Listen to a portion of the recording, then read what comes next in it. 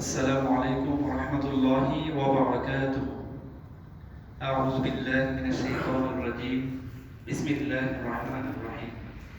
আল্লাহ পাকের দরবারে লাখ কোটি শুকরিয়া আদায় করছি। মহান মনিব সালাতুল ইশার নামাজ জামাতের সাথে আদায় করার জন্য মসজিদে আসার তৌফিক দান করেছেন। কালিমাতুশ শুকর আদায় করছি আলহামদুলিল্লাহ।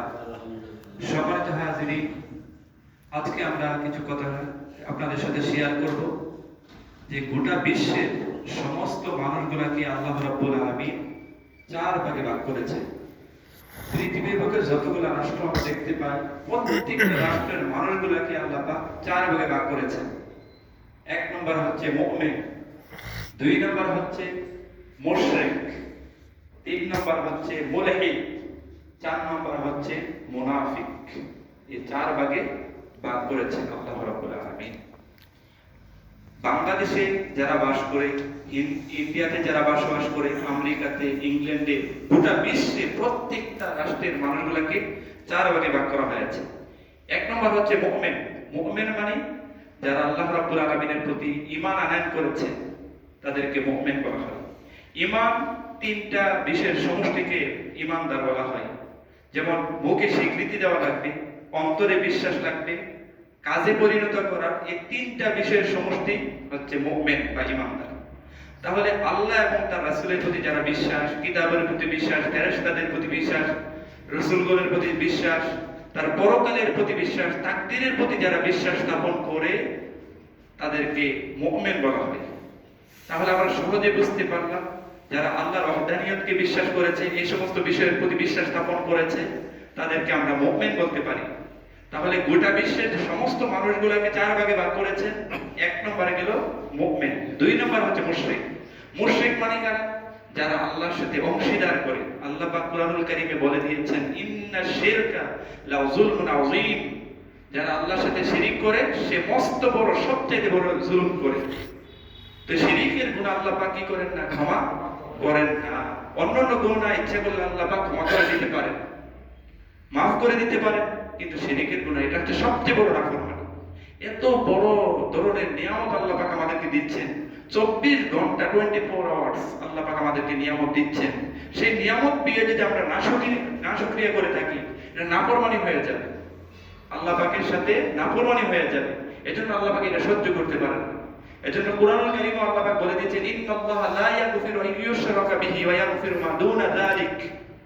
আল্লাহ পাক শিরকের গুনাহ ক্ষমা করেন না, কিন্তু এছাড়া অন্যান্য যে গুনাহ আছে আল্লাহ পাক ইচ্ছা করলে মাফ করে দিবেন। জোরে বলেন সুবহানাল্লাহ। তিন নম্বর হলো মুলহিদ। মুলহিদ মানে হচ্ছে যারা নাস্তিক। মুলহিদ মানে কি?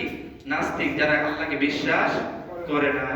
এখন আমাদের দেশে অহরহ দেখা যায় নাস্তিকের অভাব নাই।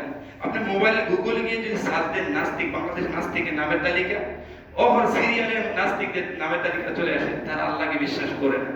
তাদেরকে যদি আপনি বলেন, তারা বলে যা চোখে দেখি না তা বিশ্বাস করি না, আল্লাহকে দেখা যায় না এটা বিশ্বাস করে না। তাদেরকে বলবেন যে আপনি কি বাতাস দেখে? তারা বলবে না বাতাস দেখে না। বাতাস যদি আছে তারা কিন্তু বিশ্বাস করে। অক্সিজেন কিন্তু দেখে না, বিশ্বাস করে। আমরা যখন কোন শরীরের মধ্যে ব্যথা পাই, এটা কি দেখা যায়? উপলব্ধি করা যায়, কিন্তু তারা কিন্তু ব্যথা যে পায় এটা কিন্তু বিশ্বাস করে। যিনি এগুলা তৈরি করেছেন তাকে তিনি বিশ্বাস করেন না। চিন্তা করেছেন? বাতাস যিনি দিয়েছেন, অক্সিজেন যিনি দিয়েছেন তাকে বিশ্বাস করে না, কিন্তু এই ব্যথাকে বিশ্বাস করে, বাতাসকে বিশ্বাস করে, অক্সিজেনকে বিশ্বাস করে। তারা হচ্ছে মুলহিদ। 4 নম্বর হলো মুনাফিক। মুনাফিক হচ্ছে কারা? মুখে এক, অন্তরে আরেক, তার নাম কি? মুনাফিক।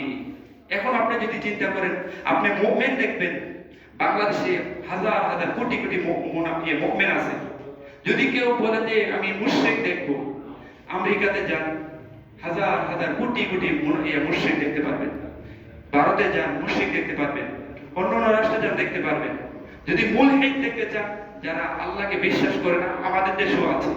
যারা আল্লাহর অস্তিত্বকে স্বীকার করে না, আমাদের দেশে আছে, অন্যান্য রাষ্ট্রের মধ্যে আছে। আর 4 নম্বর হলো মুনাফিক। মুনাফিকের কিন্তু কোন রাষ্ট্র নাই। রাষ্ট্র আছে বলেন? যে এমন একটা দেশে গেলে মুনাফিক দেখতে পারবে। মুনাফিক আছে কার কোথায় বলেন? মুসলমান যে রাষ্ট্রগুলো আছে সেই রাষ্ট্রগুলোর মধ্যে কি আছে? মুনাফিক আছে। তো মুনাফিক যদি দেখতে চান, তাদের কোনো রাষ্ট্রীয় পরিচয় নাই, তাদের ধর্মের পরিচয় না, মুখে মুখে ধর্মের পরিচয়, কিন্তু অন্তরে তাদের সেই ধর্মের সাথে মিল নাই। কিন্তু সেই মুনাফিকরা হচ্ছে ইসলামের সবচেয়ে চির দুশমন। রাসূল সাল্লাল্লাহু আলাইহি সাল্লামের পিছনে তারা নামাজ আদায় করতেন, কিন্তু পরে গিয়ে ইসলামের দুশমনি করতেন, ইসলামের ক্ষতি সাধন করতেন। মুনাফিকের কাজ হচ্ছে এটা। এজন্য মুনাফিকের স্থান হবে কালকে আমাদের ময়দানে কোথায়? জাহান্নামের সবচেয়ে নিকৃষ্ট যে স্থান আছে সেই স্থানে হবে মুনাফিকদের স্থান। মুশরিকরা উপরে থাকবে, বৌদ্ধ, খ্রিস্টান, হিন্দু যারা আছে সবাই উপরে থাকবে, কিন্তু মুনাফিকরা কোথায় থাকবে? নিচে থাকবে। অথচ তাদের মর্যাদা থাকার কথা ছিল তাদের চাইতে অনেক উপরে থাকার কথা ছিল। মুমিনরা, রাসূল সাল্লাল্লাহু আলাইহি সাল্লাম বলে দিয়েছেন, তোমরা যখন কামনা করবে তখন জান্নাতুল ফেরদাউস কামনা করবে। কিন্তু মুসলমানদের মধ্য থেকে তাদের মুমিনের গুণ না থাকার কারণে, বিশ্বনবীর আদর্শ না থাকার কারণে, মুখে এক অন্তরে আরেক হওয়ার কারণে তারা কাল কিয়ামতের ময়দানে জাহান্নামের সবচাইতে নিম্ন স্তরে থাকবে, হাবিয়া নামক জাহান্নামে থাকবে। সেখানে শাস্তির মাত্রা কি রকম হবে? এক্সাম্পল স্বরূপ বলা হয়েছে, আপনার সন্তান যখন পরীক্ষা দেয়, রেজাল্ট ভালো করলে আপনি খুশি। এক ছেলে রেজাল্ট পেয়েছে, আসার পরে তার মা জিজ্ঞেস করে, বাবা তোমার রেজাল্ট কি হয়েছে? মা অঙ্কে ফেল। তোর বাবা যদি জানতে পারে তখন মজা বোঝাবে। আসলে কি মজা? এর দ্বারা বোঝাচ্ছে মায়ের মাত্রাটা কি হবে? আরো বেশি হবে। এজন্য আল্লাহ পাক মুনাফিকদের পরিচয় দিয়ে গিয়ে বলেছেন যে মুনাফিকদের জন্য আল্লাহ পাক এমন শাস্তি প্রদান করবেন যে শাস্তিটা মজা, আযাবুন আলীম, তাদেরকে যন্ত্রণাদায়ক শাস্তির সুসংবাদ প্রদান করুন। আচ্ছা, শাস্তির কি সুসংবাদ হয় না দুঃসংবাদ হয়? দুঃসংবাদ না, তো আল্লাহ যে বলেন সুসংবাদ দেন, অর্থাৎ এর দ্বারা আল্লাহ পাক বোঝাতে চেয়েছেন তাদের শাস্তিটা এমন বেশি হবে তারা কষ্টিন কারা সহ্য করতে পারবে না। এজন্য আমরা জানতে পারলাম গোটা বিশ্বের সমস্ত মানুষগুলো কয় ভাগে ভাগ করা হয়েছে?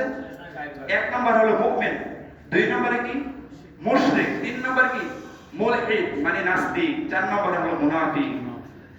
তাহলে এই চার শ্রেণীর মধ্যে আমরা কি হতে চাই? মুমিন হতে চাই। আমরা কি হতে চাই বলেন? মুমিন হতে পারলে জান্নাতুল ফেরদাউসের ব্যবস্থা করে দিবেন কে? আল্লাহ পাক আমাদের সকলকে মুমিন হওয়ার তৌফিক দান করুক, আমিন। আমরা জানি